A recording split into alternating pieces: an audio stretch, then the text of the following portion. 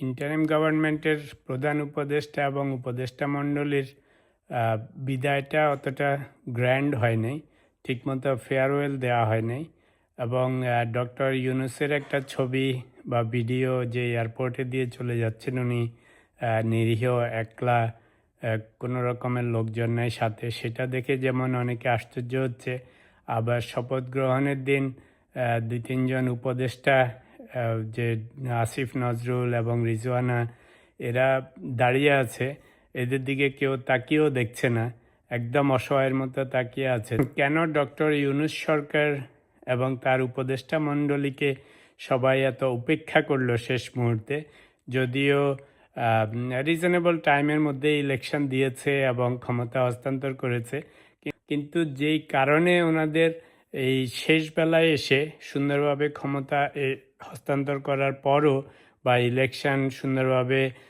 করার পরও ওনাদেরকে এরকম উপেক্ষা করা হইলো, ওরা একদমই নিরীহর মতো ক্ষমতার থেকে সরে যেতে হইলো, কোনো ফেয়ারওয়েল নাই, কিচ্ছু নেই। তো সেটা আমার দৃষ্টিকোণে কয়েকটা কারণ আছে। তো সেই কারণগুলি দেখি।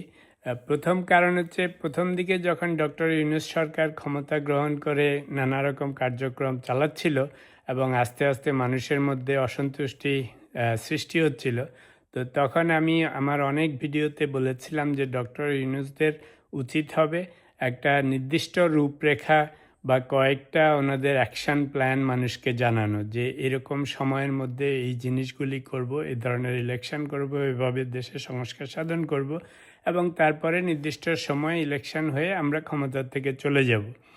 কিন্তু মজার ব্যাপার হচ্ছে ওনারা সবসময় এই জিনিসগুলিতে ভেগ ছিল, কোনো সময় নির্দিষ্ট টাইম টেবিলও দেয় নেই, নির্দিষ্ট রূপরেখাও দেয় নেই, কী করবে না করবে সেগুলিও ঠিকমতো কখনো বলে নেই।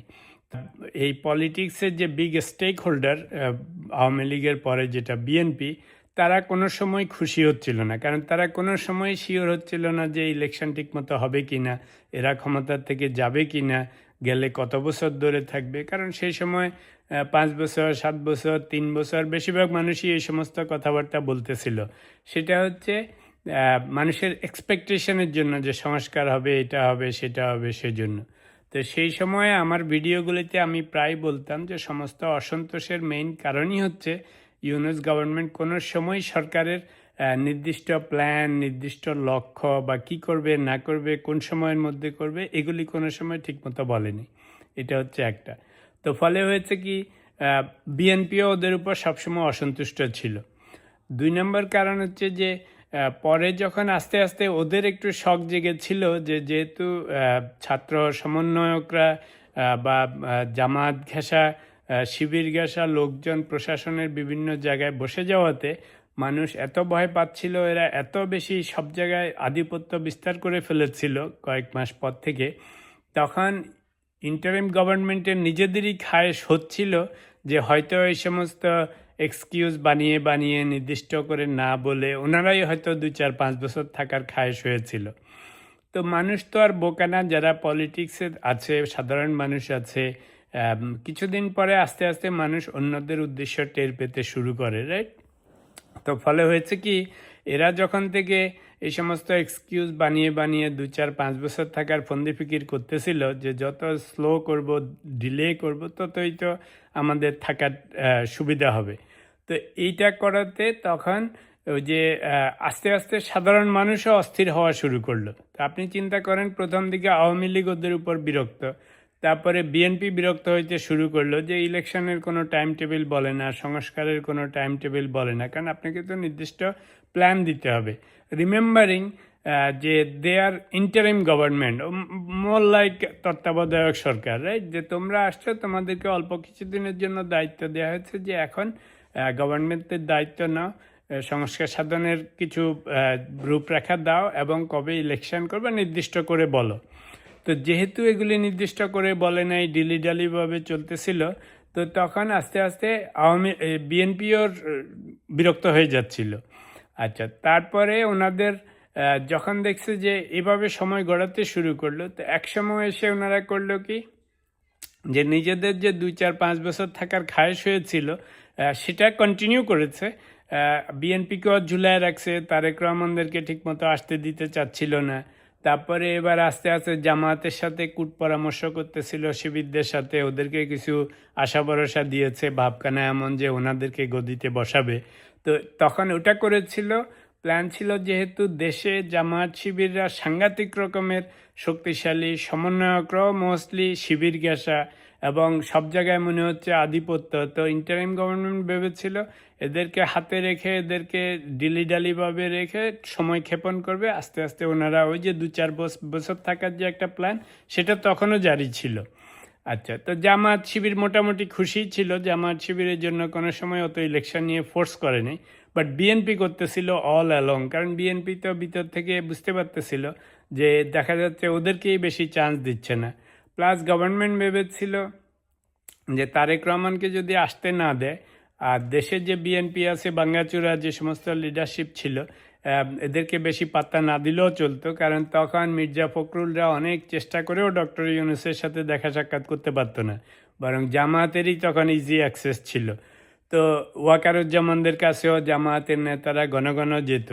তো ফলে হয়েছে কি, বিএনপি সবসময় ছিল ইলেকশনের পক্ষে, জামায়াত অতটা বেশি প্রেশার দেয় না, কারণ জামায়াত তখন হানিমুন পিরিয়ড চলতেছে, ওরা তো কোনো সময় সরকারের সাথে এত খাতিরও ছিল না, সরকারের আশেপাশে এত ছিল না। তো আমার ধারণা ডক্টর ইউনূস সরকারদের প্ল্যান ছিল যে আমরা 2-4-5 বছর থাকবো নিরিবিলি, আর জামাতের সাথে একটু কুটুম্বপনা করে এগুলির ঝুলায় রাখবো, তারপরে যা হয় ওদেরকে আশা দিচ্ছি যে আমরা আপনাদের ব্যবস্থা করব আমরা যাওয়ার আগে। তো এই জন্য জামায়াত শিবিরও কিছু বলতেছিল না। তো এখন হয়েছে কি, তাইলে দেখেন এর মধ্যে আওয়ামী লীগ তো আগেই বিরক্ত, এখন বিএনপিও বিরক্ত। তারপরে যখন আস্তে আস্তে সময় গড়াতে শুরু করলো, রাজনীতির পাশা পাল্টাতে শুরু করলো, এর মধ্যে হঠাৎ করে তারেক রহমান এসে হাজির হলো। তখন কি হয়েছে, বাংলাদেশের মানুষ যে এত সাংঘাতিকভাবে তারেক রহমানকে ওয়েলকাম জানাবে, এটা ওরাও বুঝতে পারেনি। তো যখন তারেক রহমান এসে এমন একটা ভালোবাসার মধ্যে পড়ে গেল, লক্ষ লক্ষ মানুষ হাজির হচ্ছে, তার মধ্যে আবার বলে না ভাগ্যশালীর জন্য সবই ভাগ্য আরও বেশি করে আসে, হঠাৎ করে খালেদা জিয়াও মরে গেল।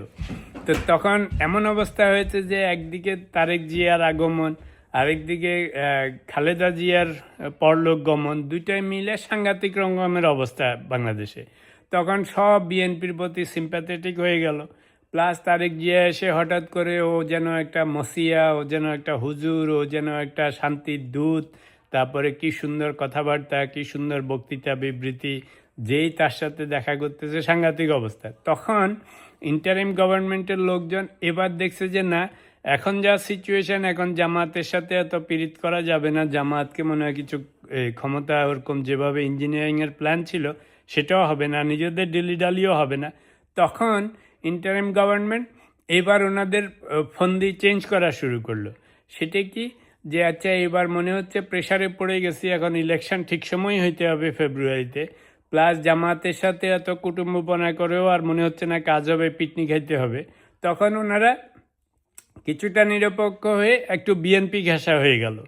তো খেয়াল করে দেখেন, তখন তারেক রহমানকে রয়্যাল ট্রিটমেন্ট দেওয়া শুরু করলো, তারেক রহমানকে সব রকমের রাষ্ট্রীয় সুযোগ সুবিধা, সিকিউরিটি দিল। তখন এবার জামায়াতের চক্ষুশূল হওয়া শুরু করলো, কারণ কেউ তো আর বোকা না, জামায়াতও ততক্ষণে বুঝে গেছে যে ইন্টারিম গভর্নমেন্ট, ডক্টর ইউনূস, তারপরে উপদেষ্টারা কিংবা ওয়াকারুজ্জামানরা সবাই আস্তে আস্তে ওদেরকে ছেড়ে দিচ্ছে, অর্থাৎ এখন বেশি বিএনপি ঘেঁষা হয়ে যাচ্ছে। তখন জামায়াতও রাগ হওয়া শুরু হইলো ওদের উপরে। তো এখন এমন অবস্থা হয়েছে, তো চিন্তা করে দেখেন, ওই যে বারবার বলতেছি, আওয়ামী লীগ তো আগে থেকেই বিরক্ত, তারপরে বিএনপিকে খেপায় দিছে মাঝখানে, ওনারা একটু বিএনপি বিদেশি ছিল, বিএনপিকে দিবে না, তো সেটা করে বিএনপিকে হাতছাড়া করছে। তারপরে ওনারা জামায়াতের উপর সওয়ার হয়েছিল, তো জামায়াতকে কিছুদিন খাতির যত্ন করছে, কিন্তু যখন তারেক রহমানরা এসছে তারপর থেকে পাশা পাল্টে গেল, ওনারা আবার বিএনপির দিকে ঘেঁষা শুরু করলো। তো ফলে এবার জামায়াতও উল্টে গেছে, খেয়াল করে দেখেন। তো শেষে এমন অবস্থা হয়েছে, এমন বজগট লাগিয়েছে।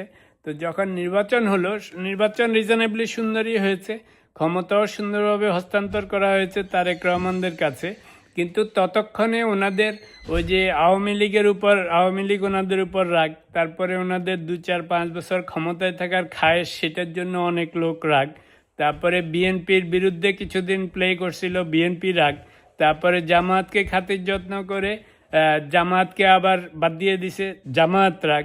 তো এখন চিন্তা করেন ওনাদের এই যে নানা রকম স্বার্থসিদ্ধির ফন্দি ফিকির করেছিল গত 16, 17, 18 মাসে, ফলে শেষকালে এসে যখন ইলেকশন হয়েছে, তো এখন তো সবাই ওদের রূপ দেখে গেছে, কারণ সবাই ওদের খারাপ রূপ দেখেছে, 12 রূপ দেখেছে।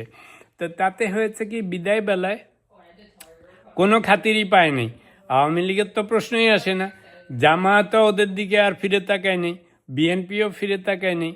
সেই জন্য ওই যে আসিফ মাহমুদ, আসিফ নজরুল, রিজওয়ানা, এরা যে শপথের দিন দাঁড়ায় আছে অসহায়ের মতো, ওদের দিকে কেউ তাকাচ্ছেও না, ওদেরকে মানুষ ধাক্কা দিয়ে চলে যাচ্ছে।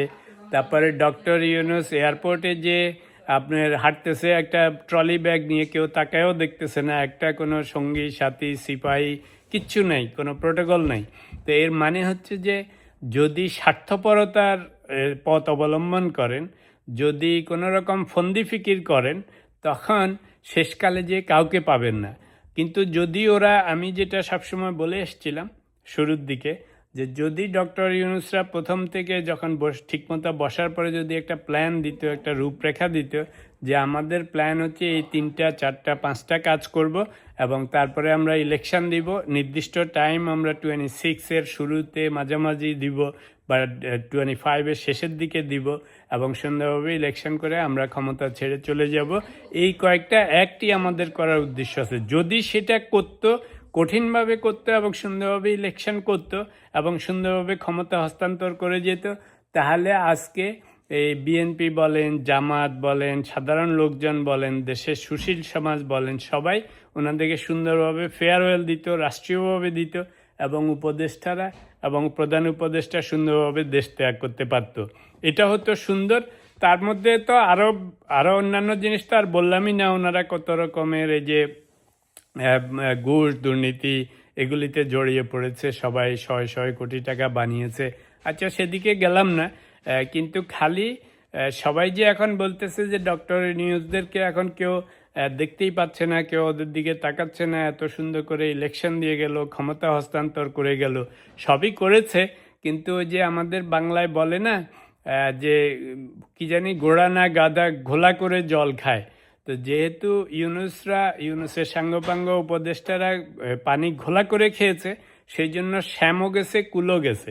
অর্থাৎ বিএনপিও এখন আর ওদের দিকে তাকায় না, জামাতও ওদের দিকে তাকায় না, আওয়ামী লীগ তো পারলে পিটাবে। তো কারো থেকেই কোনো ভালোবাসা পায় না, কারণ সবাইয়ের সাথেই ওনারা নিজেদের স্বার্থ সিদ্ধি ফন্দি ফিকির করে সব পার্টিকে নষ্ট করে ফেলছে।